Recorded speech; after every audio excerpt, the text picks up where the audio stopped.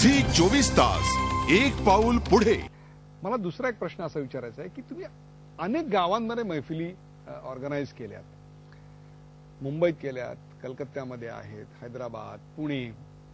अगदी प्रामाणिकपणे सांगा, कुठल्या गावचा प्रेक्षक हा जास्त शिस्तबद्ध आणि दर्दी असं तुम्हाला वाटतं? मला खरं विचाराल तर सगळ्या ठिकाणचा. सगळ्या ठिकाणचा. मी तुम्हाला सांगतो, प्रेक्षक फार चांगला आहे, कलाकाराची ताकद पाहिजे. तुम्हाला असं वाटतं ऑडियन्स दुधखोळ आहे? अजिबात नाही. मी जाकीरबाईंना घेऊन कुडाळ, महाड, चिपळूण या बाजूला अहमदनगर, परभणी, नांदेड, त्या काळी मी सांगतोय 2002च्या साली, 15 वर्षापूर्वी मला आठवतंय, ह्या सगळ्या ठिकाणी घेऊन गेलो. लोक येऊन बसतात, ऐकतात, थोडंसं चालणार इकडे तिकडे, पण ऐकणारा कला म्हणजे तो जो प्रेक्षक वर्ग आहे तो सुजाण आहे. तुमची कला काय माहितीये का, ज्ञान आणि सादरीकरण ह्याच्यामध्ये खूप गॅप आहे. मला चहाची पुस्तक वाचून रेसिपी कळली म्हणजे चहा उत्तम होतो असं नाहीये. त्याच्यामधला जो आत्मा आहे तो पकडला गेला पाहिजे. अहो, तुम्ही चहा करताना विजयाबाई मेहतांनी आमच्या पुस्तकाच्या लॉन्चच्या वेळेला फार छान सांगितलं की एसेन्स काय आहे. इसेन्स काय आहे? कला शेवटी तुम्ही ऐकताना नेमकं करता काय? तर तो कलाकार तुम्हाला प्रेक्षागृहात बसल्यानंतर असं वाटतं की हा माझ्याचसाठी गातोय किंवा वाजवतोय, आणि सबंध हॉलला असं वाटतं की आज हे सगळं आपल्यासाठी चाललेलं आहे. वैयक्तिक आणि सामूहिक प्रभाव जेव्हा एखादा कलाकार निर्माण करू शकतो तेव्हा तो त्या स्टारडम पदाला पोहोचतो. याच्यातच खरी त्याच्या कलावंत असण्याचं नाही, कारण नुसतं ज्ञान असून उपयोगी नाही ना. आज आपण शाळेमध्ये, कॉलेजमध्ये बघा, मला हिंदी शिकवायला सर होते, आज मला हिंदीविषयी प्रेम आहे. कारण का, की मला आज 40 वर्षापूर्वीचे माझे एसएससीचे सगळे धडे लक्षात काय आहेत. हे माझं क्रेडिट नाहीये, मला शिकवणाऱ्याचं क्रेडिट आहे. वा, मला शिकवण्यावरूनच एक प्रश्न विचारायचा आहे. आपल्याकडे अशी 2 प्रकारचे कलावंत आहेत. एक उत्तम परफॉर्मर, स्टेजवर जातील, हजारोंच्या जनसमुदायाला ते मंत्रमुग्ध करून सोडतील, परिपूर्तीचा आनंद देतील, परंतु त्यांना शिष्य नाही निर्माण करता आले. आणि दुसरे असे कलावंत आहेत की जे कदाचित त्या उंचीवर जात नसतील, परंतु त्यांनी कलेला एक विद्यापीठीय स्वरूप देत एक प्रचंड मोठी परंपरा निर्माण केली. CR व्यासरेचे उत्तम उदाहरण आहेत. कुठल्या कलावंताला तुम्ही यातल्या जास्त थोर मानता? हा प्रश्न जरासा माझ्या मते याच्यात तुलना होऊ शकत नाही. You cannot compare an apple with an orange. प्रत्येक माणसाच्या मनाची एक जडणघडण असते. परफॉर्मर हा जो असतो तो आपल्या ऐन उमादीत परफॉर्मन्सकडे एवढा वळलेला असतो, तो जेव्हा त्याची शिष्य बरोबर घेऊन जातो तेव्हा त्या शिष्याने रंगमंचावरती बसून आपल्या गुरुला किती आत्मसात केलंय.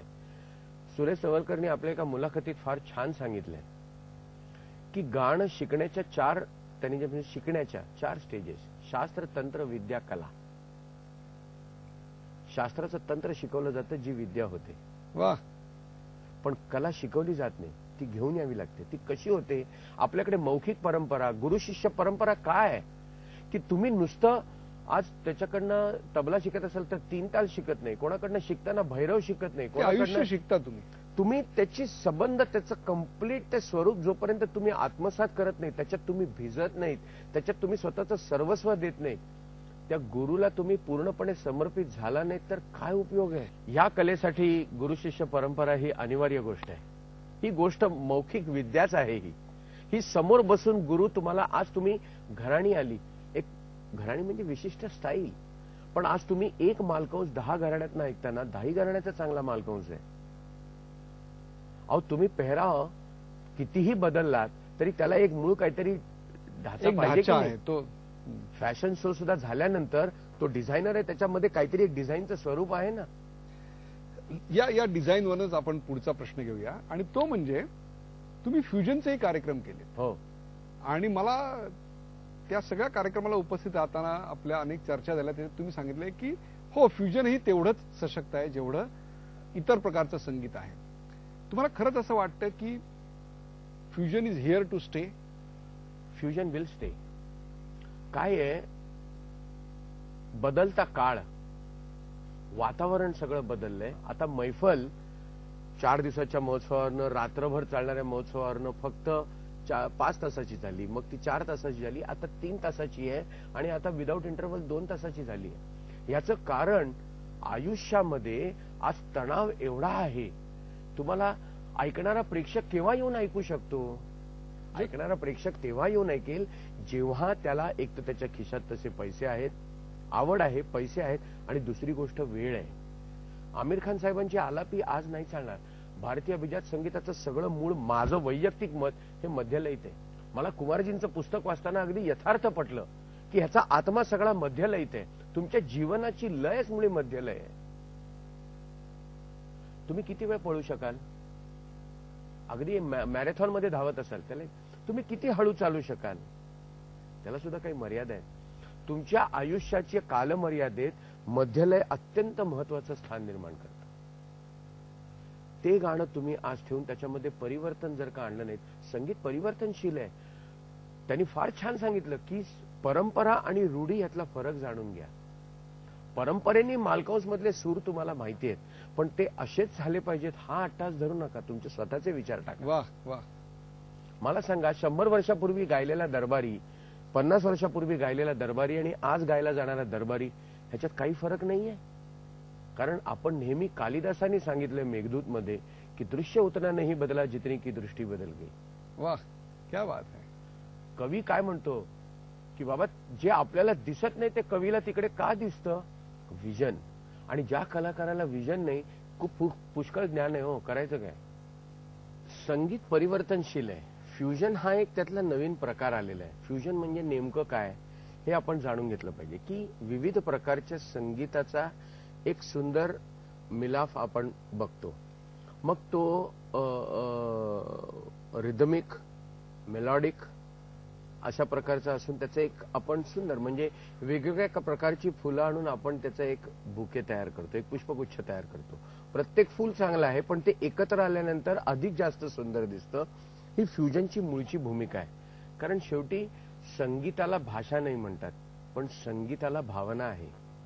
ती भावना तुमच्यापर्यंत पोहोचवायची, त्याच्यासाठी नवीन नवीन विचार संगीतात येणं आवश्यक आहेत आणि ते येत आहेत. फ्युजन हा त्यातलाच प्रकार आणि तो राहणार. फ्युजनची खरी सुरुवात मला असं वाटतं पंडित रविशंकर यांनी केली.